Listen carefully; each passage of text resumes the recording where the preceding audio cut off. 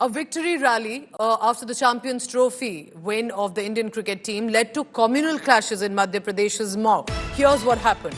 It was now with more visuals that are coming in, mobile footage and CCTV visuals show the kind of arson, violence and stone pelting that was taking place. Look at that. This happened, two community groups clashing with each other when there was a victory rally that went near the Jama Masjid in Mau. Horrifying survivor tales are emerging.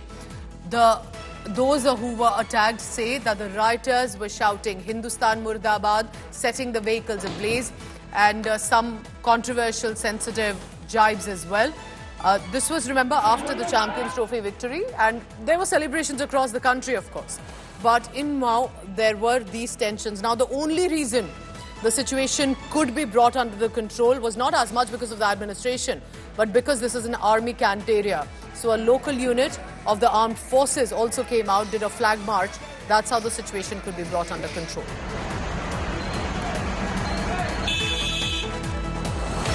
So look, अम्मा जी क्या हुआ क्या था कल रात को? कल रात को पथराव हुआ था ये, पत्थर फेंके खूब। आपको भी चोट लगी है? हाँ, पाँव में लगी मेरे। जी। और कुछ बोल भी रहे थे उन लोग पत्थर फेंकते टाइम?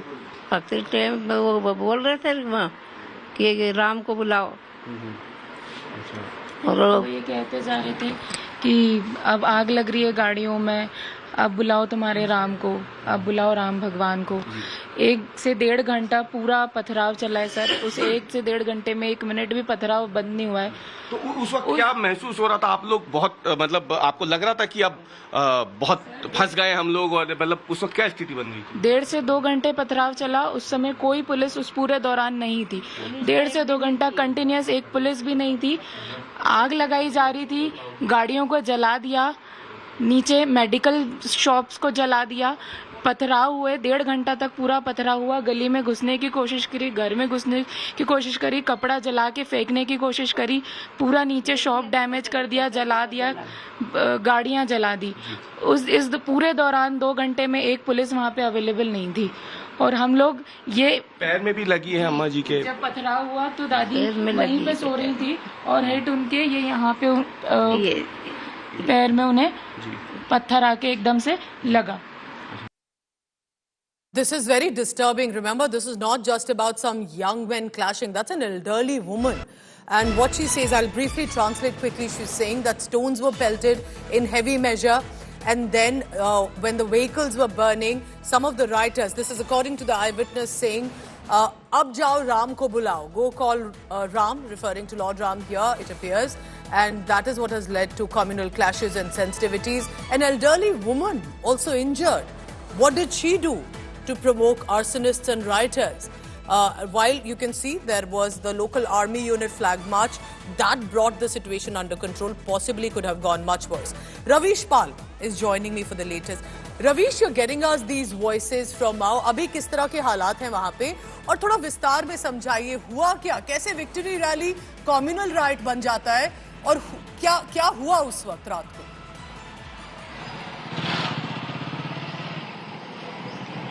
बिल्कुल पूजा, सबसे पहले तो बता दें कि अब हालात तो पूरी तरीके से महू में काबू में है, और इसकी एक बड़ी वजह है क्योंकि ये महू कैंटोनमेंट बोर्ड है, आर्मी की लोकल यूनिट यहाँ पे हमेशा तैनात रहती है।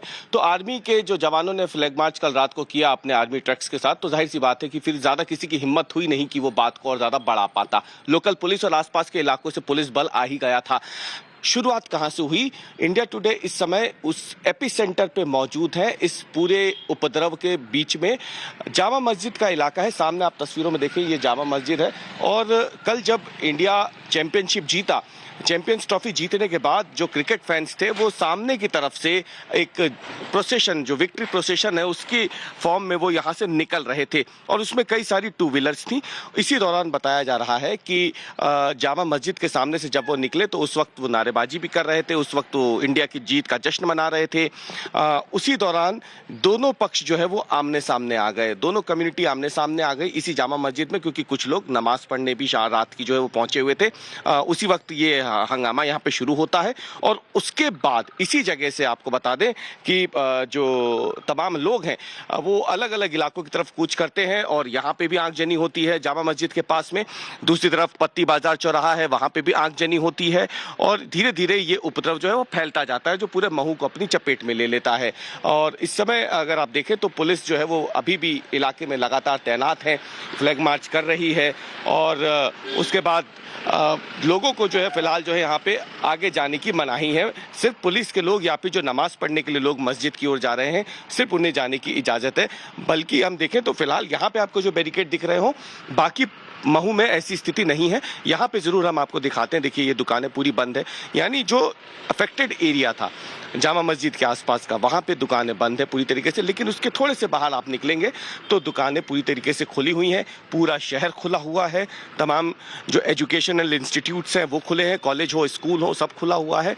हाँ, सिर्फ अफेक्टेड एरियाज जो है जामा मस्जिद के आसपास का इलाका हो। What is the administration now saying, Ravish? Because this was not just, I believe, a simple clash. When you start burning public property like buses and cars to get the fuel, to be able to burn it, this takes a lot of effort, lot of time. तो किस तरह से इतना आसान कैसे हो गया किसी भी ग्रुप के लिए? और यहाँ पे जिस तरह लग रहा है, जिस तरह ग्रुप से निकले हैं, आगजनी कर दी, कहाँ थी एडमिनिस्ट्रेशन, कहाँ थी पुलिस?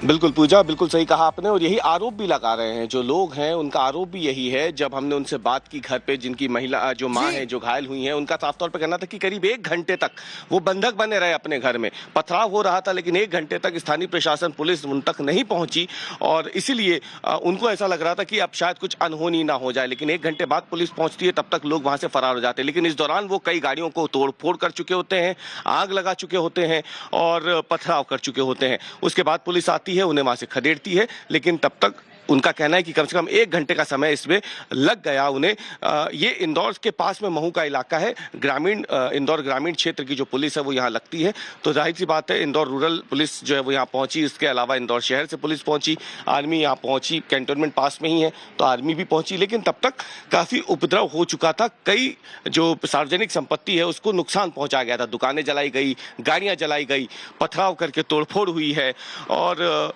छिटपुट जो लोग घायल हुए हैं वो तस्वीरें भी हमने आपको दिखाई। तो लोगों का आरोप ये है कि जो लोकल एडमिनिस्ट्रेशन है, पुलिस है, उसका रिस्पांस बहुत ज़्यादा स्लो था और यही वजह है कि एक जो मामूली घटना यहाँ शुरू हुई थी जामा मस्जिद के बाहर से, वो उसने फिर इतना बड़ा रूप ले लिया कि वो दूसरे इलाकों तक भी पहुँच गई थी। Ravish, quickly, if you can just show us around, is the mosque premises close to you? I just want to get an understanding what kind of area around you as well. Look at that. This is precisely where I see a temple nearby. There's a mosque premises. This is where Ravish presently is. In fact, let's just listen in first to the eyewitnesses. Remember what the eyewitnesses who were caught in the stone pelting, and this can get really worrisome. Remember, it can turn into a nightmare. Elderly women being targeted. Let's listen into that woman again. अम्मा जी, क्या हुआ क्या था कल रात को? कल रात को पथराव हुआ था, ये पत्थर फेंके खूब। आपको भी चोट लगी है? हाँ, पाँव में लगी मेरे। जी। और कुछ बोल भी रहे थे उन लोग पत्थर फेंकते टाइम? पत्थर टाइम वो बोल रहे थे वहाँ कि राम को बुलाओ। और वो ये कहते जा रहे थे कि अब आग लग रही है गाड़ियों में, अब बुलाओ तुम्हारे राम को, अब बुलाओ राम भगवान को। 1 से 1.5 घंटा पूरा पथराव चला है सर। उस 1 से 1.5 घंटे में 1 मिनट भी पथराव बंद नहीं हुआ है। तो उस वक्त क्या महसूस हो रहा था? आप लोग बहुत मतलब आपको लग रहा था कि अब बहुत फंस गए हम लोग, और मतलब उस वक्त क्या स्थिति बन रही थी? 1.5 से 2 घंटे पथराव चला, उस समय कोई पुलिस उस पूरे दौरान नहीं थी।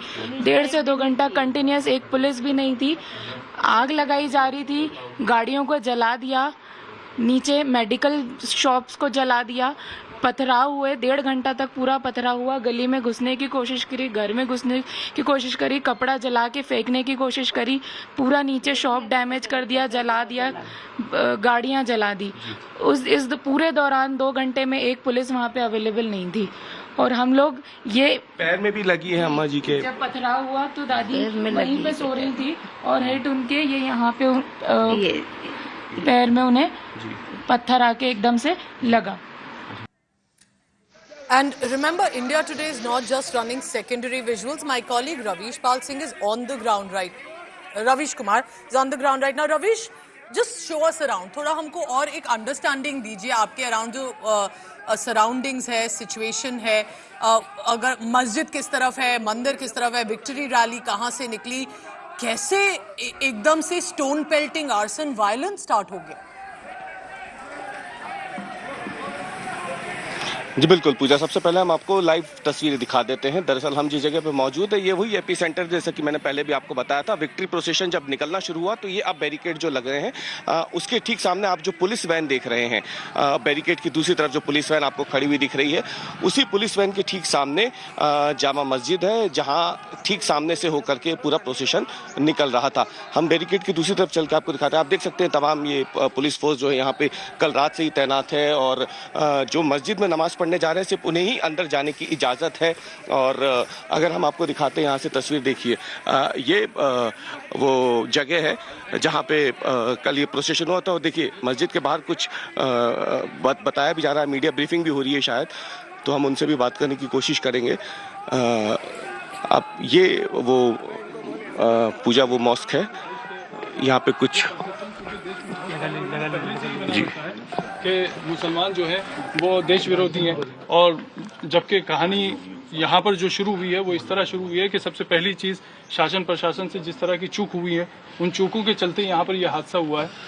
दोनों तरफ के लोगों से की सहमति, शासन की, प्रशासन की मौजूदगी में और बीचवानी में रखकर ये बात तय हुई थी कि जामा मस्जिद के इस रूट से किसी तरह का जुलूस नहीं निकलेगा। रात को जो जुलूस निकला उसकी पहली बात तो कोई परमिशन नहीं थी, उसकी कोई आगवानी करने वाला नहीं था, वो एक उपद्रवियों की भीड़ थी। वो इंडिया की जीत के नाम पर मस्जिदों और धर्म स्थलों के बाहर